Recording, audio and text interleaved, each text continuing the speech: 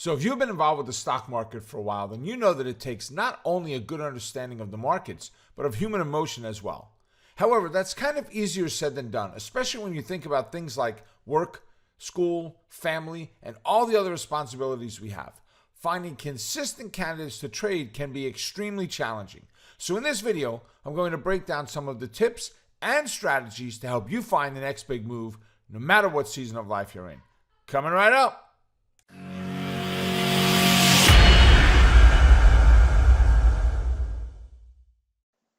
Hey, what's up? Rob here with Wealth Builders HQ, where we bring you the best tips and tools for building your skills to develop wealth for today and well into the future. And on this channel, we do a lot of stock market analysis for long and short term, as well as recaps just like this one. So if you're new here, consider subscribing. Now, one of the questions we get most from our Wealth Builders HQ community is, how do you look at where the stock market has been and determine where it is headed? So we have actually put together an entire free live training workshop that is all about finding the best candidates for today's market. And there's a section for the community, you, to bring your stocks to the event and have me analyze them for you in real time. This free workshop is called Power Hour, and it's taught every Monday live online at noon Eastern Time. I'll leave a link to it below in the show notes. Let's start this week off with the economic report. So on Monday, we've got ISM coming out at 10 a.m. Congressional elections, you just never know where elections move markets. Thursday's the big day, guys. Although we don't expect a rate hike in November, a little close to Thanksgiving, which is not normally when we see one come through, but that doesn't mean it won't, right? The Fed right now is up in the air on what's going on. The market's been hammered because of the Fed, so I don't know how the reaction is going to be or not. So people aren't planning on the hike, but what they're listening for is what the forward-looking statement is. What's next? And then we've got PPI coming up on Friday. So with that, let's go ahead and take a look at some earnings this week. Now, we are in the midst of earnings, folks. These are a very small amount. Hopefully, you're all signed up for our free newsletter, which will list all the major earnings coming out this week in that newsletter, as well as a slew of everything else that's happening in the marketplace.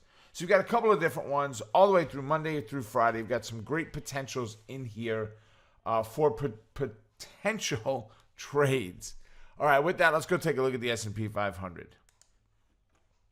So S&P 500, this is a daily chart. So you could see 1, 2, 3, 4, 5. This black day was Monday. Monday down, Tuesday, Wednesday, Thursday up. Friday was profit taking. We're range bound between the 8 and 21 EMAs, our moving averages. We're looking to see where it goes. If it breaks to the upside, it's still a lot of uncertainty. If it breaks down below the 2,700, baby, 2648, here we come again.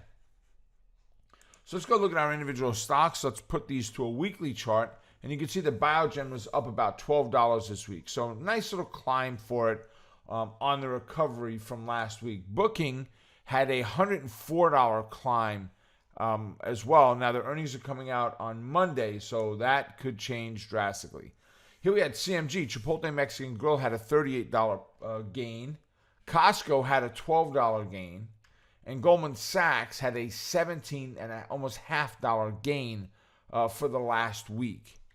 So let's go take a look then at some of the stocks for next week. What can we be looking at for next week as potential trade setups?